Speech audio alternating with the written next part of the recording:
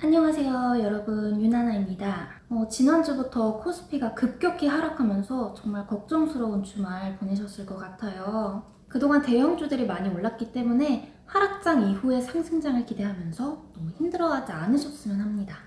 네, 오늘은 코스피가 2.3% 하락한 3013포인트로 마감을 했는데요. 네, 3000포인트가 정말 위태위태했어요. 네, 또 이재용 부회장의 실형 선고가 있었기 때문에 삼성전자가 장중에 4% 이상 하락하면서 코스피 3000 붕괴 걱정에 정말 아찔했던 순간들이 있었습니다. 기술적 분석이 항상 맞는 건 아니지만 지금으로서 굳이 예상을 해본다면 종합지수가 21선을 터치할 때 반등의 기미를 좀 보이지 않을까 생각이 들고요. 오늘은 개인 투자자분들이 장 초반에 대형주 위주로 좀 매도세를 보였지만 역시나 오늘도 개인은 5,145억 원을 순매수했고 외국인은 2,189억 원, 기관은 2,725억 원을 매도했습니다. 그런데 여러분, 제가 지난주 영상에 추천해드린 이 DB하이텍이 오늘 장중에 9%까지 오르다가 장 끝으로 6% 오른 63,500원에 마감을 했습니다. 제가 정말 많이 공부한 종목인데 이렇게 하락하는 장에서도 올라주어서 참 기분이 좋았어요. 조정이 왔던 59,000원일 때 제가 매수를 추천드렸는데 지난주에 DB하이텍을 매수하셨다면 축하드립니다. 지난번에도 말씀드렸지만 지금 반도체 수요가 공급을 따라가지 못해서 스마트폰도 못 만들고 있다고 해요. DB하이텍이 또 충북 음성공장 증설을 검토 중이라고 하는데요. 지금 코스피가 약세장이기 때문에 반도체주도 단기 조정이 지속적으로 올 수 있겠지만 DB하이텍은 앞으로도 정말 기대가 되는 주식입니다. 또 오늘 현대위아가 전기차 전용 열관리 시스템을 국내에서 첫 개발에 성공하면서 11% 상승했습니다. 그리고 오늘은 건설주가 강세였죠. 네, 강세 요인 중 하나는 오늘 문재인 대통령이 신년 기자회견에서 부동산 안정화에 성공하지 못했다고 말을 했죠. 같이 기사를 한번 볼까요? 우리 정부에서 과거 정부에 비해 보다 많은 주택 공급을 늘렸다. 하지만 시중의 유동성이 아주 풍부해졌고 저금리라서 부동산 시장으로 자금이 몰렸다. 그렇기 때문에 부동산 투기를 잘 차단하면 충분한 공급이 될 것이라는 판단을 했었다. 공공재발권과 역세권 개발, 신규택지의 과감한 개발 등을 통해 시장의 예상 수준을 훨씬 뛰어넘는 부동산 공급을 특별히 늘려 공급이 부족하다는 것에 대한 국민 불안을 해소하자는 것에 목적을 두고 있다. 저도 기대가 된다. 네, 사실 집값 잡겠다고 투기 억제 위주 부동산 정책을 썼다고 하잖아요. 세금 엄청 늘리고. 근데 이러한 정책들이 수많은 부작용을 초래했기 때문에 이제는 과도한 세금 인상과 LTV DTI 규제에 포커스하기보다는 공급을 늘리는 게 집값을 잡는 데 도움이 되지 않을까 저도 그렇게 생각을 합니다. 또 오늘 건설업에 대한 보고서가 나와 있어요. 한번 같이 볼게요. 네, 유진투자증권의 김열매님의 보고서입니다.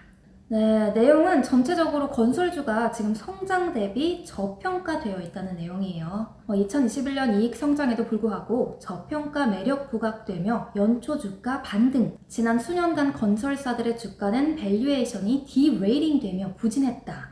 2020년 오랜만에 주택 분양 확대에 성공했고 2021년에는 대형 건설사 합산 매출액이 4년 만에 성장 전환할 것으로 추정된다. 네, 보시면 건설주 비중 확대 유지와 회사는 GS건설을 추천하네요. 건설업종 투자 의견 비중 확대를 유지한다. 탑픽은 GS건설, 사선호주는 현대건설, HDC, 현대산업개발이다. 단기간의 주가 상승을 다소 부담스럽게 느낄 수 있겠으나 밸류에이션을 살펴보면 주가 상승 여력은 존재한다.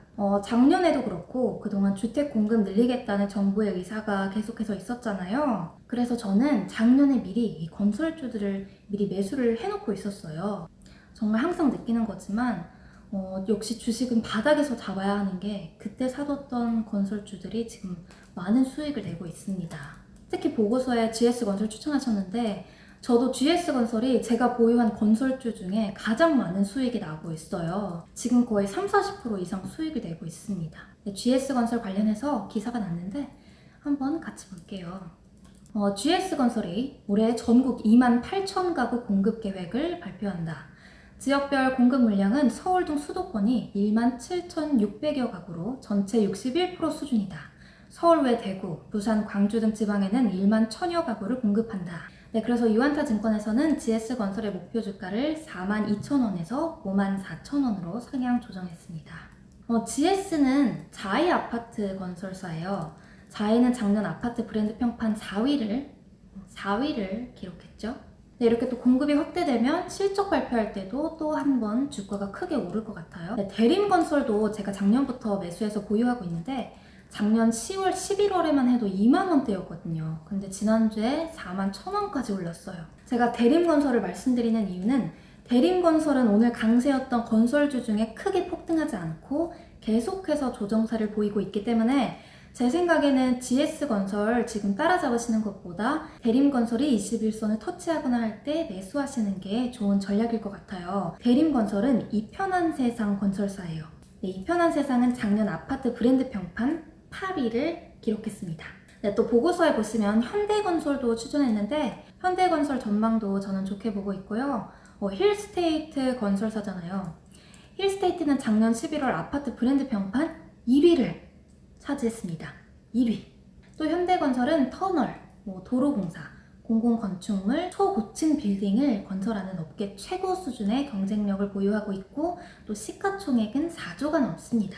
또 대우건설이 있는데요. 대우건설은 프로지오 아파트 건설사예요. 프로지오는 아파트 브랜드 평판 2위를 차지했습니다. 네, 오늘 장중에 8%까지 주가가 올랐어요. 또 대우건설은 2020년 추정 PER이 10이에요. 2019년은 9, 2018년은 7. 네, 대우건설은 오늘 외국인이랑 기관 프로그램까지 엄청 매수했습니다. 대우건설은 오늘 5%까지 올랐네요.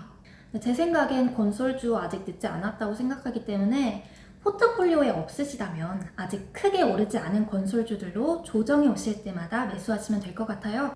혹시 아나요?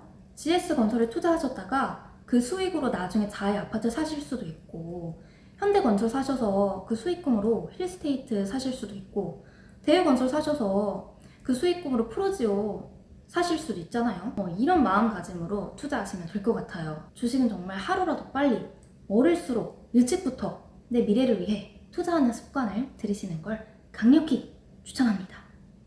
근데 사실 건설주에 투자하는 게 처음에는 조금 망설여지실 수도 있어요. 저는 작년부터 매수하기 시작했는데 그때만 해도 건설주가 크게 오르지 않았고 또 시장 관심사에 바뀌었잖아요. 그래서 막 오르고 있는 다른 주도주에 관심이 더 가기도 했죠. 그런데 낮은 PER과 또 정부에서 아파트 공급에 대한 약속을 지속적으로 얘기했기 때문에 미래를 보고 샀습니다.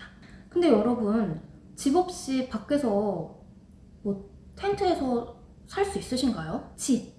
특히 한국에서 살기 위해서는 아파트가 꼭 필요하잖아요. 예를 들어서 핸드폰도 꼭 삶을 살아가는데 필요한 시대가 됐잖아요. 근데 저한테 지금 누가 야, 너 한 달 동안 핸드폰 잊고 밖에서 집 없이 살래? 아니면 집에서 사는 대신 핸드폰 한 달 동안 없을래? 해도 저는 당연히 집이라고 할 거예요. 이렇게 추운데 집 없으면 씻지도 못하고 잠도 못 자고 위험하고 이 세상을 살아가면서 꼭 사람들에게 필요한 집을 짓는 회사가 지금 열심히 공급을 늘린다고 하는데 투자를 안 할 이유를 저는 찾지 못하겠어요. 그래서 앞으로 건설주들의 주가가 저는 기대가 됩니다. 자, 마지막으로 오늘 주요 뉴스를 좀 볼까요? 국정농단 이재용 파기환송심 징역 2년 6개월 법정 구속.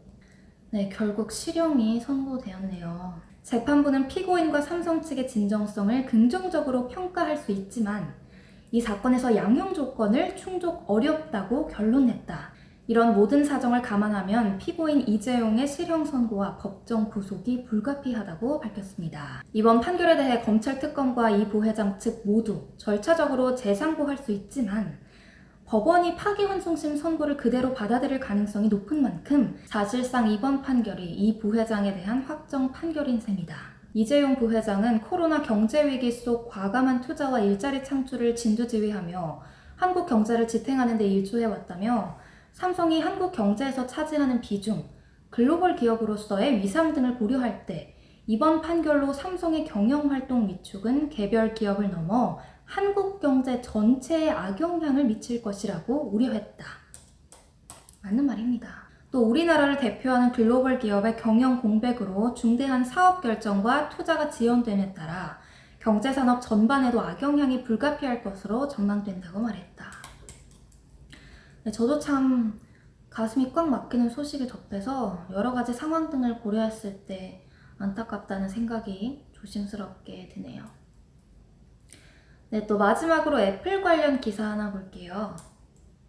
삼성전자 따라하기 나선 애플, 폴더블 아이폰 개발 작업 착수.